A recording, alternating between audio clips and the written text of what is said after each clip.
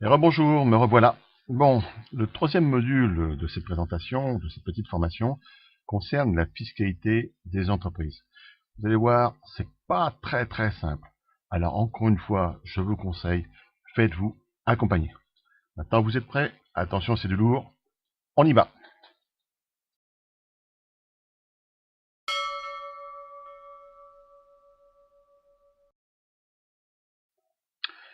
La fiscalité applicable à la vente de votre entreprise dépend du schéma de cession retenu. Vente des titres ou vente des actifs de l'entreprise, vente directe ou apport cession. Et surtout des motivations de la cession. Départ en retraite par exemple. Alors on va d'abord étudier la fiscalité de la vente des titres d'une entreprise. La société vendue est soumise à l'impôt sur les sociétés, IS. Lorsque le dirigeant vend les titres de sa société soumise à l'IS, par exemple action de SA ou de la SAS, part sociale de la SARL, etc., eh bien, les plus-values sont imposées au barème progressif de l'impôt sur le revenu, après l'application, le cas échéant, d'un abattement pour durée de détention. Alors, l'abattement pour durée de détention peut être l'abattement général, pour une durée de détention qui s'applique à toutes les cessions de titres, ou un abattement proportionnel majoré égal à 50% pour une durée de détention de 1 an à moins de 4 ans, 65 ans pour une durée de détention de 4 ans à moins de 8 ans, puis 85% à partir de 8 ans.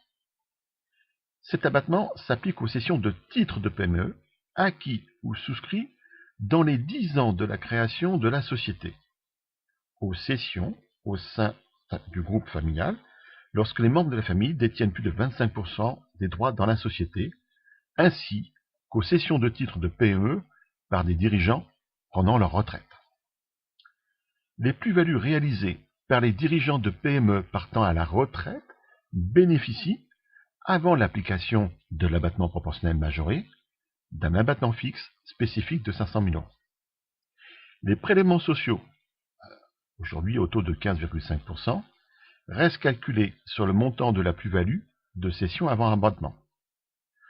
En contrepartie de l'imposition des plus-values au barème progressif de l'impôt sur le revenu, 5,1% de la CSG supportée par ces plus-values est déductible du revenu imposable de l'année de son paiement. Ouf, j'ai tout dit.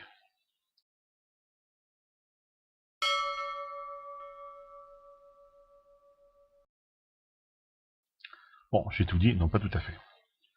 La société vendue relève de l'impôt sur le revenu, par exemple, lorsque le dirigeant vend les droits sociaux de sa société soumise à l'impôt sur le revenu et non à l'IS, par exemple les sociétés en nom collectif ou les sociétés civiles par exemple, eh bien les plus-values de cession relèvent du régime des plus-values professionnelles si la société a un objet professionnel, activité commerciale, artisanale, industrielle, libérale ou agricole.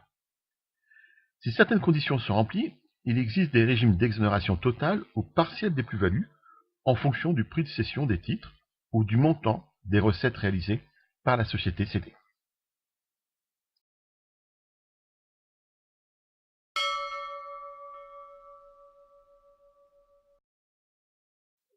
Alors maintenant, nous allons voir un autre cas possible, c'est la cession de titres inscrits sur un compte PME Innovation, des CPI. Alors, les établissements financiers peuvent mettre en place depuis le 1er janvier 2017 un compte PME Innovation, CPI, qui vise à inciter certains entrepreneurs qui cèdent leurs titres, alors en particulier les business angels, à réinvestir le produit de la vente dans des jeunes PME. Le CPI est un compte titre auquel est associé un compte espèce. Alors, le CPI n'est pas plafonné et est réservé au réemploi du produit de la cession de participation dans le capital de jeunes entreprises. En cas de cession de titres préalablement inscrits sur le CPI, les liquidités doivent être réinvesties dans un délai de 24 mois à compter de la date de l'opération ou de leur perception en cas de versement d'un complément de prix. Elles doivent être remployées directement ou indirectement dans de jeunes PME répondant à certaines conditions. Le titulaire du CPI doit par ailleurs accompagner les sociétés dans lesquelles les sommes sont réinvesties via l'exercice d'un mandat social ou d'une convention d'accompagnement. Alors, l'avantage fiscal du CPI, au titre de l'impôt sur le revenu, est le différé d'imposition des plus-values réalisées sur le CPI jusqu'au retrait des liquidités figurant sur le compte espèces ou au retrait des titres acquis ou souscrits en réemploi. Les règles générales d'imposition sont celles applicables aux plus-values de cession d'actions ou de droits sociaux. Alors, sauf retrait, les prélèvements sociaux sont acquittés chaque année par l'établissement gestionnaire du compte.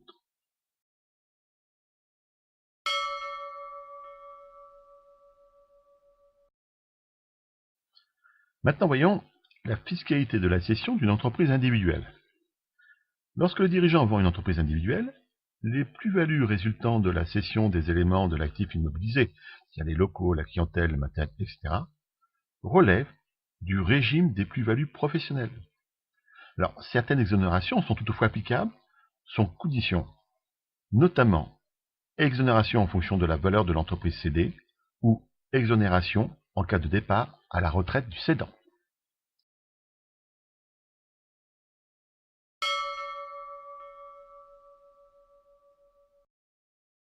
Alors, maintenant nous allons étudier la cession de PME et la retraite du cédant.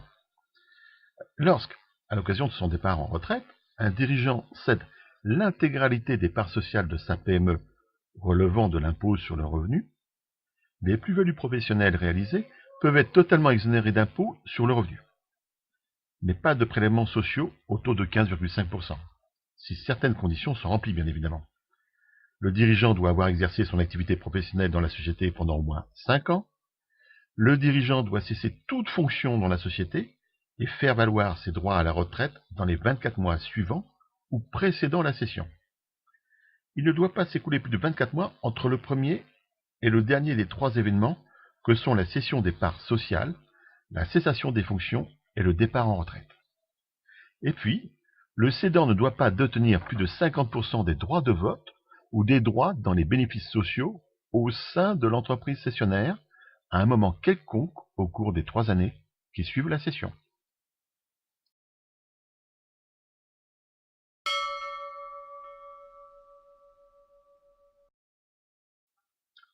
Bon, vous l'avez compris, point de vue fiscalité, vaut mieux faire appel à un spécialiste. Faites-vous accompagner soit par un avocat fiscaliste, soit par votre expert comptable ou un conseil, mais il ne faut pas faire n'importe quoi. Ce sont des informations générales. Les 3 premiers modules que vous avez vus vous apportent quelques éléments d'information. Tout cela ne sert à rien si vous n'avez pas de contact d'acheteur.